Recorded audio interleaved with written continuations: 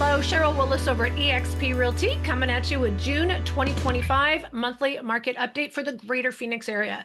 We are just starting to see national news about residential real estate. To be honest with you, we really haven't seen a whole lot over the last 6 months, and here's why. Residential real estate and commercial real estate, they're both cyclical and they're not both booming at the same time. So when one is really moving along, the other one's not. If you look back in time, that's just how it works. If we look at during COVID, residential real estate was exploding. We also saw commercial real estate going downhill.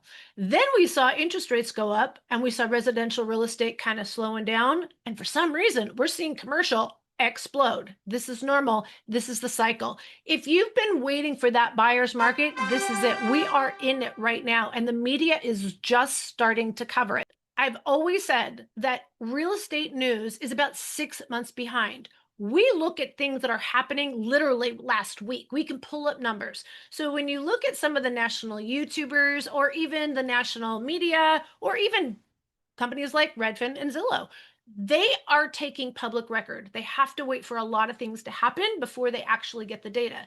And then the question is, do they get the correct data? In fact, I've mentioned a YouTuber, Readventure, many times in the months past.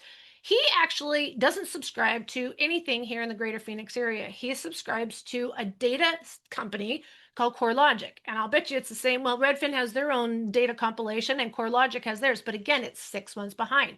So people are buying today. They're filling out their loan applications today. They're going out to buy homes in about a few weeks. They close in a month. Then it's recorded and it's captured in the following month. And then the next month you look back on the last month. So the time you're looking at what the market's doing, we're talking 4 or 5 months ago. So again, that's why you're starting to hear about things on the news when I've been talking about it all year long. When we look at what Redfin alone is saying, the big news that I'm seeing is that nationally, there is 500,000 more homes than there is buyers. Now, we know that the reason there's fewer buyers right now is because we have higher interest rates. But here in the greater Phoenix area, we don't have that much inventory outweighing our buyer demand. It does make it a buyer's market. So again, if you were waiting for that buyer's market, this is it, guys. The word buyer's market does not match market crash. And when people, in my opinion, when they say crash, I think they're waiting for another 2008. Remember, guys, that was a financial crisis, had nothing to actually do with real estate.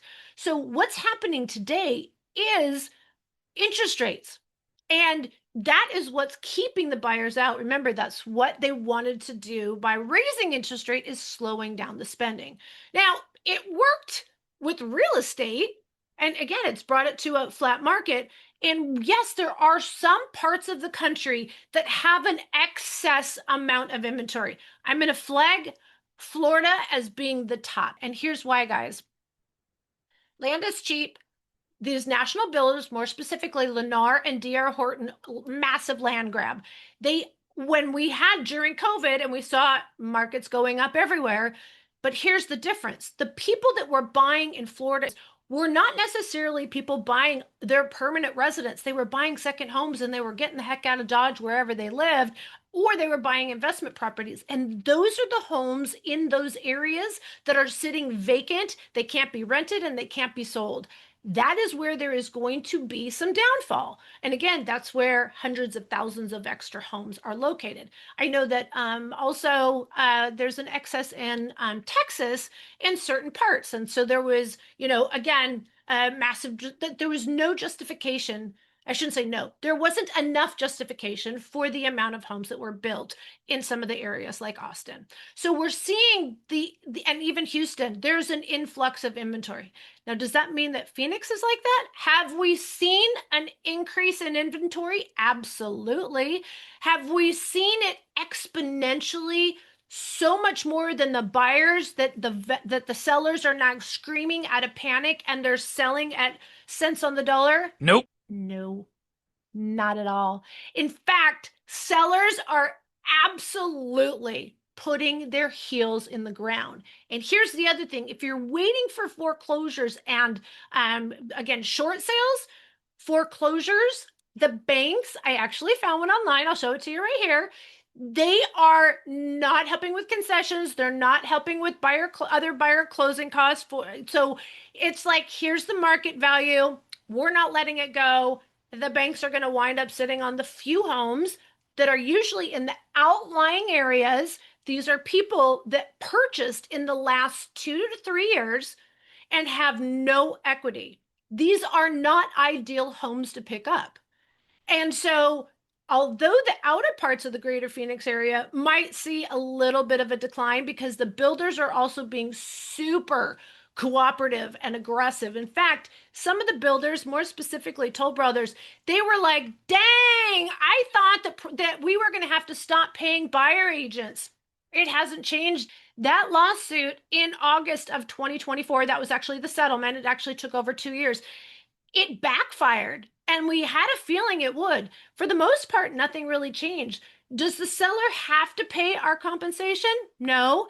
But in today's market, do you really want a seller to say, "I'm not paying a buyer agent fee," and then the buyer says, "bye bye"? Then there's no deal at all whatsoever. So, although the idea of what they were trying to do made sense, the way they were trying to execute it did not happen. And so even builders thought that the buyer agents were going to go away and that they were going to make an extra few $1 billion. There's a lot more behind the scenes than you probably know. Let's pick apart what's going on in the greater Phoenix area. First of all, look at the companies that are going to be moving that are just now announcing the acquisition of this land and that they are bringing companies and jobs to the greater Phoenix area. It's a very long list and it's constantly going nonstop, especially with the renewable energy, the semiconductor space, even healthcare. We have so much going on in the greater Phoenix area. The wages in the Phoenix area have kept up higher than the national average. So again, that has a lot to do with the fact that all the new, not all, but the majority of the new jobs that are opening up are high paying jobs. And the people that are moving here from other parts of the country, as well as the world, are coming here with higher income. So we have a higher income median. Also, when we look at unemployment, we have a much lower unemployment. So when you look at all these factors about what might cause some sort of devaluation of our real estate, Phoenix is very different than cities like I mentioned. What exactly is going on in the greater Phoenix area? That's what you want to know. So, we are still currently seeing an average about 39 days on the market before going under contract. And let me tell you, although the sellers are being very cooperative, they're not taking pennies on the dollar. And what has happened is some buyers are just coming in and writing really low offers, and they're very disappointed. The better homes with the nicer locations, I should have said the nicer homes in the better location, are still getting pretty darn close to the list price. And it really is a very regional, and I say regional area, even neighborhood specific.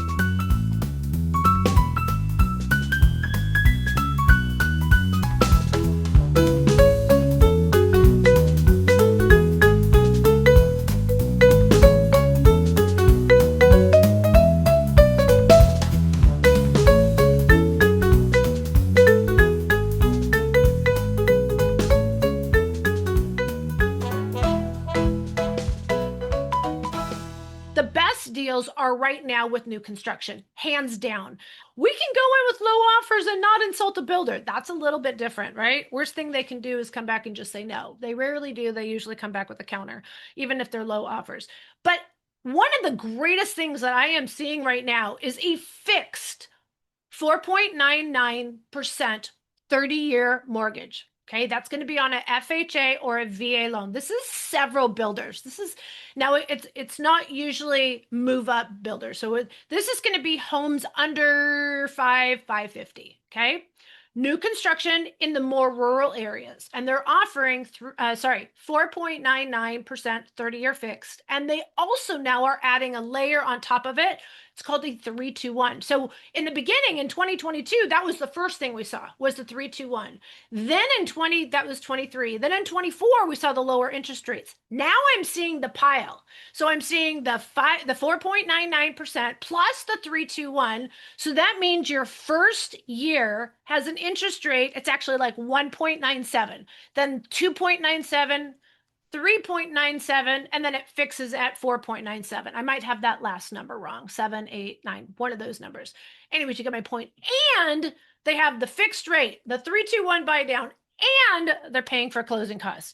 So is it a great time to buy? If you are looking long term and you're okay with outside of the, because this is not applicable in the inner city at all. Like, this is where when people ask about investments, like where to buy, and everybody always gravitates towards new construction.